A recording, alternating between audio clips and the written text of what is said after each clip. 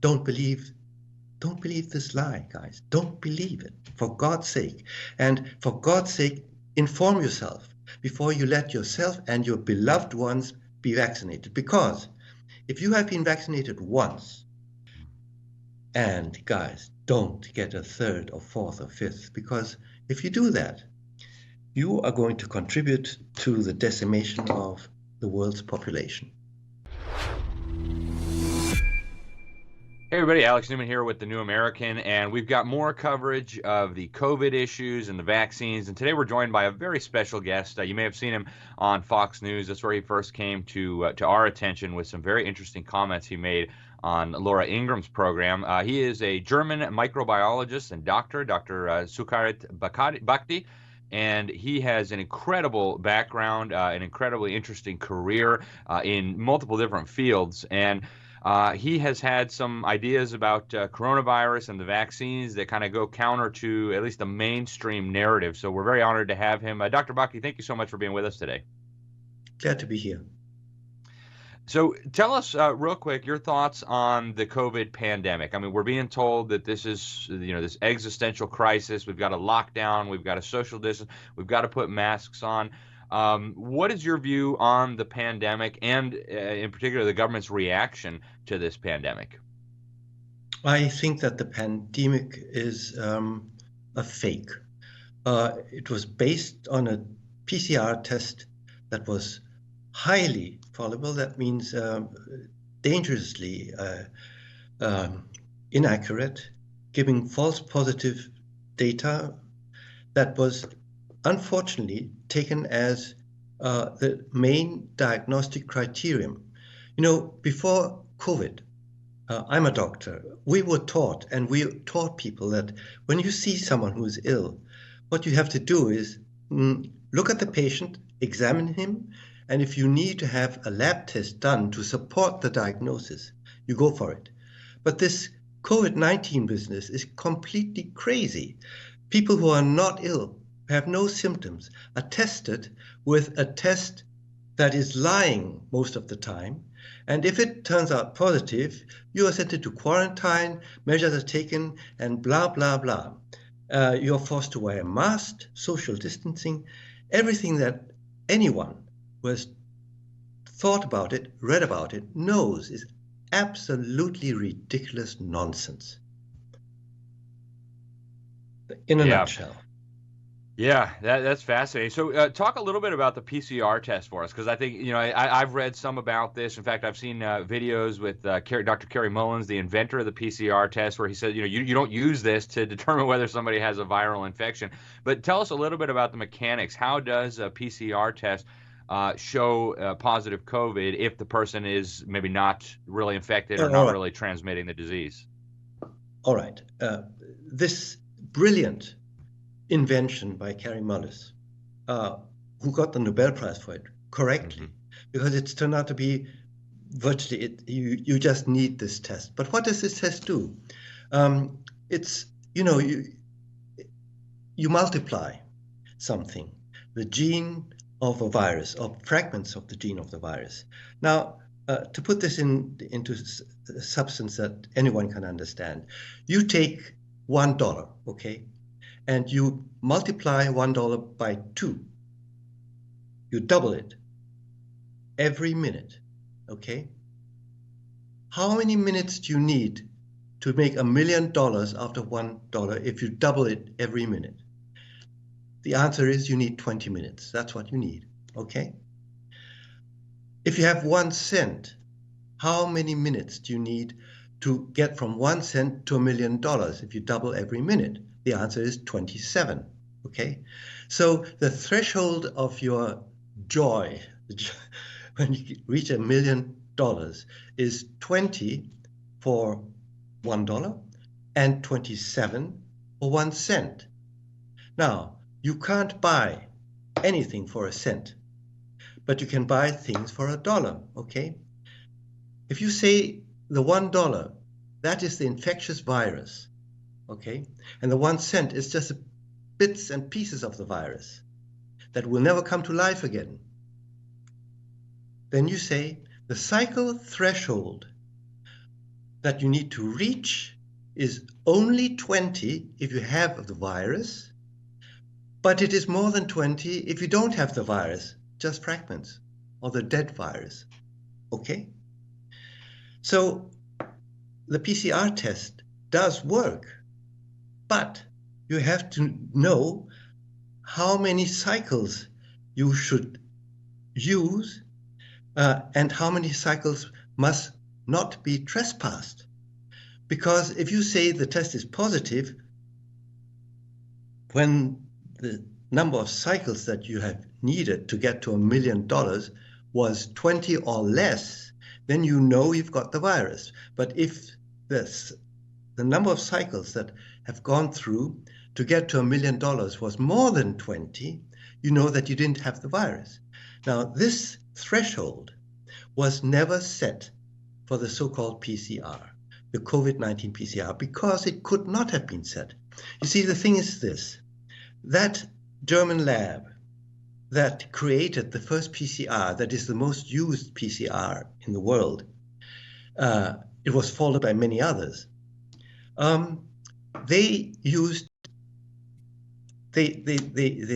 went through 45 cycles, 45, okay? In fact, this number 20 and 27 is approximately right for the virus, in fact. And they said anything that lights up positive is to be taken as a positive test. So if you are healthy and you're going to get this test done and you have a cycle threshold of 40, you are going to be set into quarantine, although it's known that there's no virus. And that is why the whole world has panicked now, because the governments have gleefully taken this up.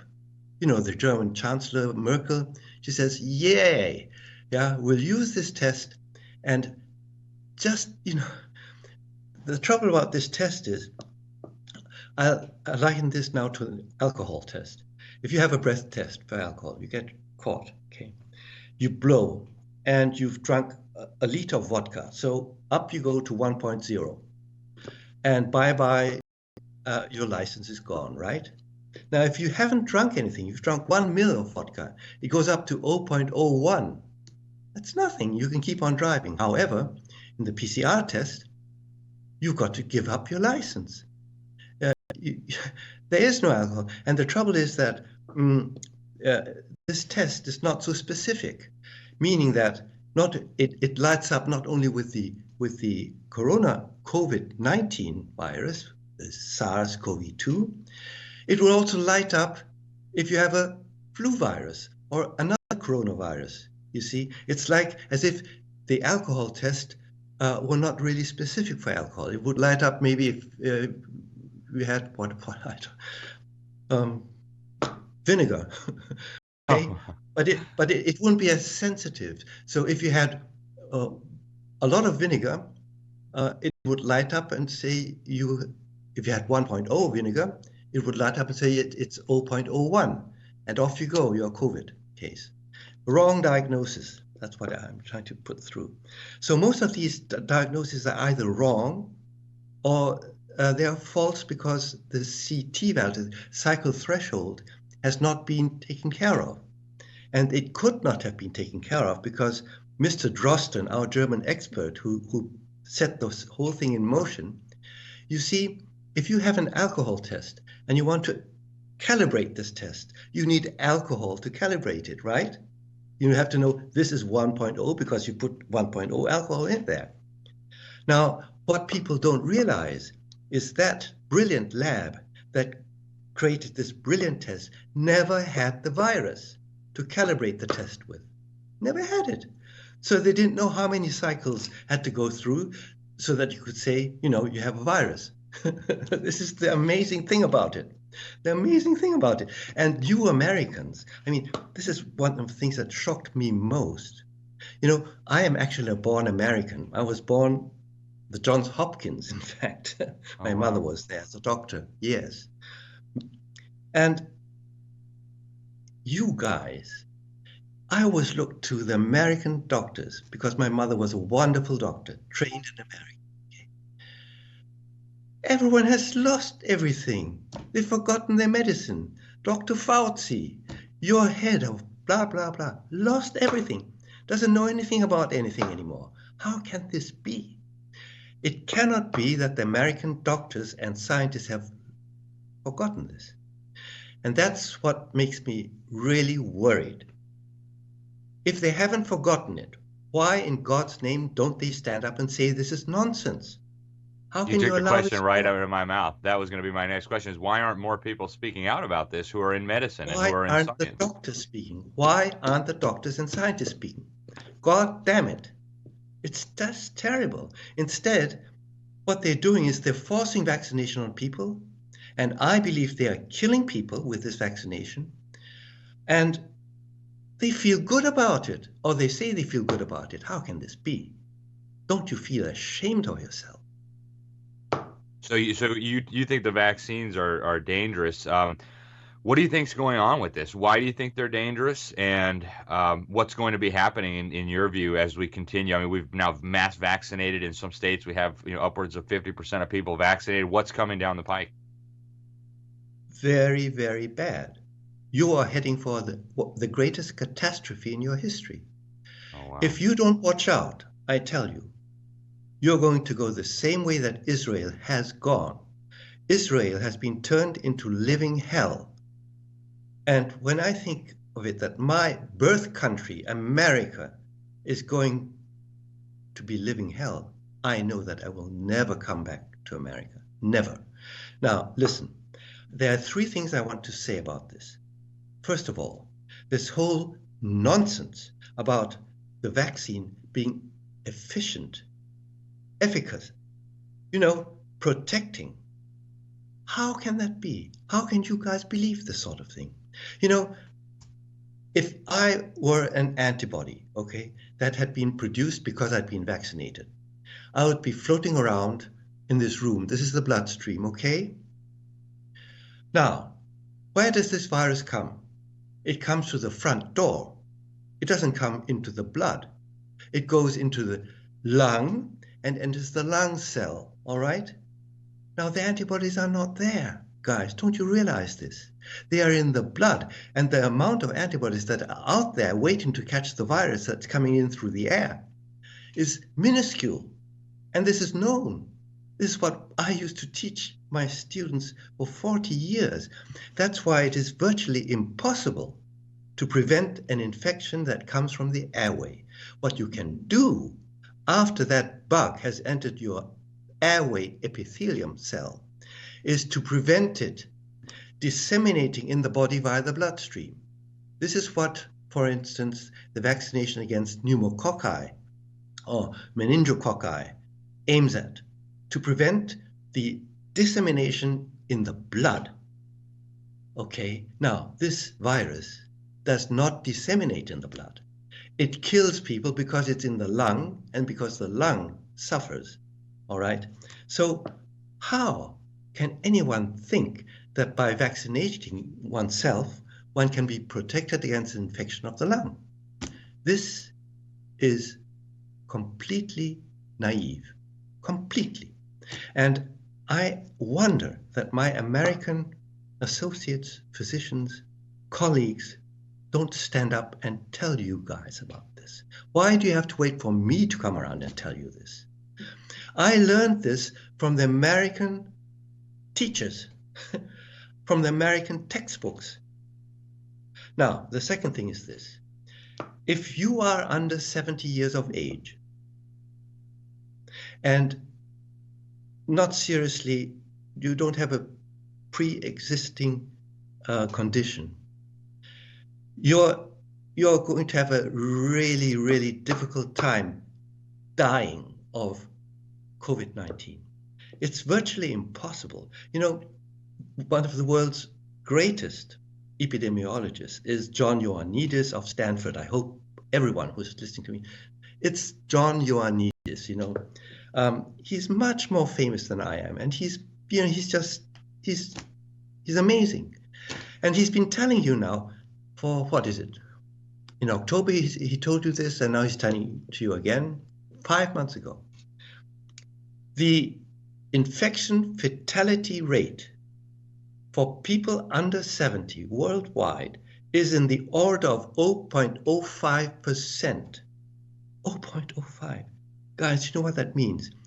Of 10,000 people who get infected with this damn virus, which is not a killer virus, and it is not a killer virus because of those 10,000, a maximum of 5 will die. You know, this is very, very little. You have to realize that this is almost nothing. Now, if you come and tell me that a vaccine is efficacious, it's got to lower that incidence. So it's got to go from 5 per 10,000 infected to less than 5 per 10,000 infected. And you can believe me, no clinical trial can be designed to show this. You'd have to vaccinate millions of people, if not billions, and then count those who have been vaccinated versus those who have not been vaccinated to see whether those in the non-vaccinated group die more often. And in fact, this has never been shown. So the claim that these vaccines are efficacious is a lie. You have to realize this. It's never been shown because it's not a question of protecting against a cough or a cold. It's a question of protecting against severe illness and death. I don't want a vaccine that may kill me, that will protect me against getting a cold. Do you? Does that make any sense whatsoever? It doesn't. And, you know, now we come to the last part. The people who might profit from this vaccine might. Of course they won't, because I told you that the antibodies can't protect anyway. But theoretically, would be the elderly with pre-existing illness. But, and if a vaccine were available that was shown to be efficacious in protecting these people, I wouldn't mind at all. I am not an anti-vax. I've always been a pro-vax. I've always thought that vaccination is very, very good. But not this vaccine. This is very, very bad, okay? Because, of course, it's never been tested in the elderly with pre-existing diseases. If they had done that, they would have these strings of deaths that we are now witnessing around the world without anyone doing any damn thing about it, which I think is so unethical, so unethical. It's criminal. And I dare to stand up and defy anyone who's going to say the opposite. Now, what is this vaccine? Why is this vaccine so dangerous? Let me go to the last part, okay? It's useless for the young under 70. It's useless for the elderly because it's not been tested. And why is it dangerous? Why do I think it's dangerous? I'm going to tell you. Look, if this is the virus hand that is going to open the door to your cell, okay? The theory behind all of this is that you're going to take this hand, put it in your body so that you make antibodies against this hand, so that these antibodies, when the hand comes to grasp the handle, this is now an antibody, okay? This is the hand, will come and stop it from grasping the handle. Now, that would be a conventional vaccine. The modern vaccines, which are gene-based, are different. And they are different because they don't take the hand, they take the gene that contains the information for the hand, the gene. So you are getting packages of the gene that encodes the hand, and they're putting it in your muscle. Not one, a billion packages, okay? That goes into the muscle. It goes into your lymph, but it goes also into your bloodstream. And this has never been told to you guys. You are getting a viral gene into your bloodstream and it's going to circulate. Now, your bloodstream is a closed system of tunnels, okay? Pipes. And once in there, in the blood, that package or those packages, millions and millions of those packages of the gene, will never get out again because they're trapped. Okay? They will then enter the cells that they are offered to. These are the blood cells. But the main cells that they will access, now no one ever tells you this because no one has ever looked. The companies that have produced those vaccines have never looked and never published. But I tell you, I thought a lot about this, and I came up with this only answer that a scientist can come up. It's those cells, lining the blood vessels. So if this is the lining of a blood vessel, okay? The blood is in front here. This cell takes up that gene. Then this cell starts to produce the gene. Now these cells line your blood vessels all over your body, in all organs, okay? That cell is now going to start producing the gene.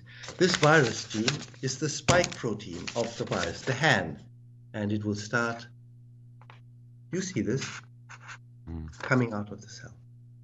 At the same time, waste, trash, is produced of this protein that hasn't been used.